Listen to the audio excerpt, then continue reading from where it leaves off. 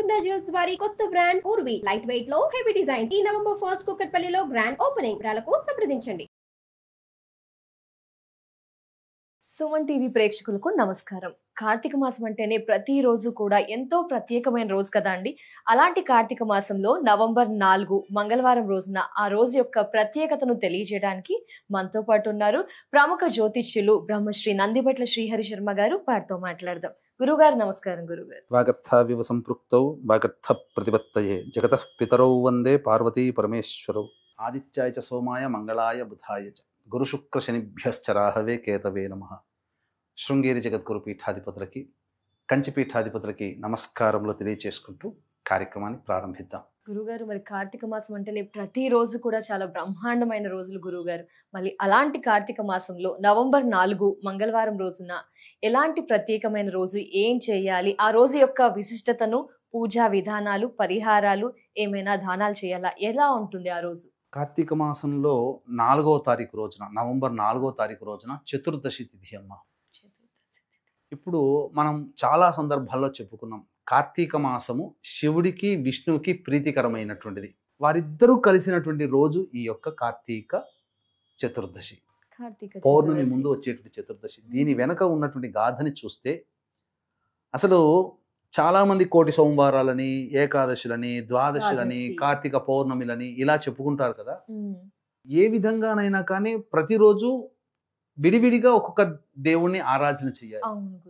కానీ ఈ కార్తీక శుద్ధ చతుర్దశి రోజున విష్ణువుని పూజించిన శివుడి పూజించినట్టే, శివుడిని పూజించిన విష్ణువుని పూజించినట్టే, భేదమే లేదు. అంటే తెలిసి తెలియకుండానే వైష్ణవులు విష్ణువుని పూజిస్తారు చతుర్దశి రోజున, వాళ్ళకు తెలియకుండానే శివుని పూజిస్తున్నట్టు భావన. ఇది దేవతలకి సంబంధించి భావన అలాగే ఉంటుంది. శైవులు శివుడే గొప్పవాడు అనుకుంటారు, శివుణ్ణి పూజిస్తారు, కానీ విష్ణువుని కూడా పూజించిన ఫలితం. కాబట్టి శివకేశవులకి భేదము లేదు అని తెలియచేయడం కోసమే ఈ వైకుంఠ చతుర్దశి. దీని యొక్క వెనక ఉన్నటువంటి గాథని గనక తెలుసుకొని ఈ రోజున ఏ మానవుడైతే తన దైనందిన జీవితంలో తన శక్తి కొలది దేవతా ఆరాధన చేస్తారో అటువంటి వాళ్ళకి శివకేశవుల యొక్క అనుగ్రహం సంపూర్ణంగా కలిగి ఏకకాలంలో, ఇక మనము చెప్పాలి అని అంటే S-400 మిసైల్ వేస్తే ఇక తిరుగు లేకుండా వెళ్ళిపోయి లక్ష్యాన్ని ఛేదిస్తుందో, ఈ శివకేశవుల్ని ఆరాధన చేయడం వల్ల అసలు మనకు సమస్య అంటూ ఉండదు. దీనికి ఉన్నటువంటి వెనక గాథను కనుక చూసుకున్నట్లయితే మనకు యుగ యుగాల కంటే ముందుగానమ్మ మానస సరోవరంలో వెలిసినటువంటి సహస్ర దళములు కలిగినటువంటి తామర పుష్పాలని 1000 వరకు సంపాదిస్తారు విష్ణు భగవానుల వారు. సంపాదించి ఈ రోజు మనము కాశీ విశ్వేశ్వరుడని మనం పూజ చేస్తున్నాం కదా, కాశీ, ఆ రోజున అక్కడికి చేరుకుంటాడు. ఈశ్వరా నిన్ను అర్చించడం కోసం వస్తున్నానని చెప్పి అక్కడికి వస్తాడు. మొట్టమొదటి రోజున ఆ విష్ణువు అర్చించడానికి అనువుగా లింగ రూపంలో శివుడు వెలుస్తాడు. ఆ వెలిసిన విధానమే విశ్వేశ్వరుని యొక్క స్థాపన. ఈ రోజున కాశీలో విశ్వేశ్వరుణ్ణి స్థాపించిన దినంగా జరుపుకుంటారు. అంగరంగ వైభవంగా జరుగుతుంది. ఆ యొక్క విశ్వేశ్వరుడు లింగ రూపంలో ఉద్భవిస్తాడు. అదే జ్యోతిర్లింగమైంది. ఆ రోజున ఈశ్వరుని అర్చించడం కోసం తన దగ్గర ఉన్నటువంటి 1000 సహస్రదళ పద్మ కూడుకున్నటువంటి పుష్పాలని ఒక్కొక్క నామంతో అర్చిస్తూ ఉంటుంటాడు. ఆఖరికి ఆ యొక్క ఈశ్వరుడు విష్ణు యొక్క భక్తిని తెలుసుకోవడం కోసం పరీక్షింపదలిచి ఒక పుష్పాన్ని మాయం చేస్తాడు. 999 పుష్పాలు పూజలో వచ్చేసేస్తాయి. ఆఖరి పుష్పం కనబడట్లేదు. కలత చెందినటువంటి విష్ణు భగవానుల వారు, ఆయన కమలనాథుడు అని కదా పేరు, అంటే కన్నులనే కమలములుగా కలిగినటువంటి వ్యక్తి కాబట్టి తన కంటిని తీసి పుష్పముగా ఆ ఈశ్వరునికి అర్పిస్తాడు. అంతటి భక్తిని మెచ్చినటువంటి పరమేశ్వరుడు మళ్ళీ తిరిగి పునః దృష్టిని ప్రసారింపజేసి, విష్ణు నీ యొక్క భక్తి అనన్యమైనటువంటిది, ఈ రోజున నన్ను అర్చించిన కారణం చేత ఇది కాశీ విశ్వేశ్వరుని యొక్క స్థానముగా కీర్తింపబడుతుంది. అంతేకాకుండా సకల లోకానికి కూడాను స్థితికారకుడి అవుతావు అని చెప్పి వరాన్ని ప్రసాదించి, మనకందరికీ తెలిసిందే విష్ణువు యొక్క అస్త్రం ఏంటమ్మా? చక్రం, సుదర్శన చక్రం కదా.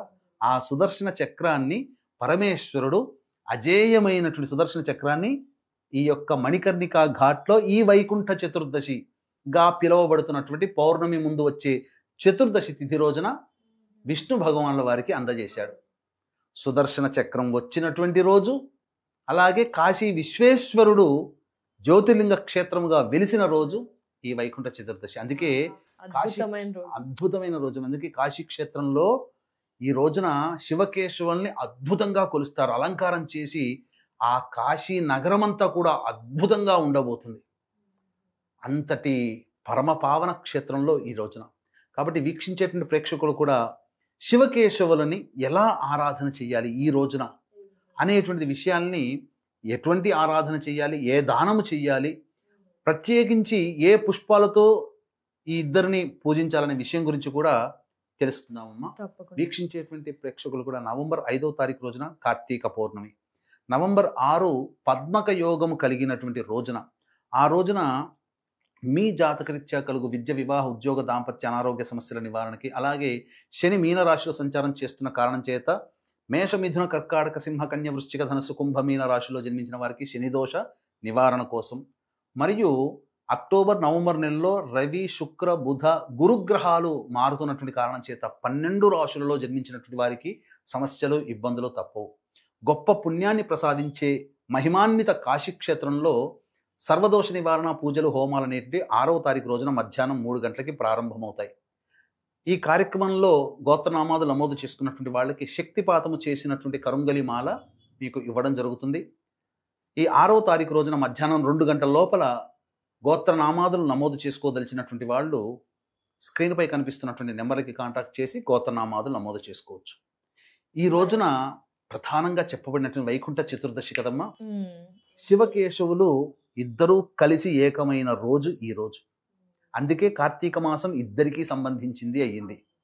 కాబట్టి ఈ రోజున పొద్దున్నే లేచి కాలకృత్యాదులు తీర్చుకొని ఇంట్లో శివ పరివార చిత్రపటము, విష్ణు పరివార చిత్రపటము, ఈ రెండిటికి కూడాను పూలమాలలు అర్పించి ఇంట్లో ఆవునేతితో దీపారాధన చేసి చక్కగా తులసి చెట్టు దగ్గర శంకు చక్రాలు బియ్యపిండితో వేసి, అలాగే స్వస్తిక ఓంకార గుర్తులు వేసి, మధ్యలో అష్టదళ పద్మం వేసి, వీటన్నిటికీ కూడా అంటే ముందుగా ఆ తులసి చెట్టు ప్రాంగణం అంతా ఆవు పేడతో శుద్ధి అలకాలి.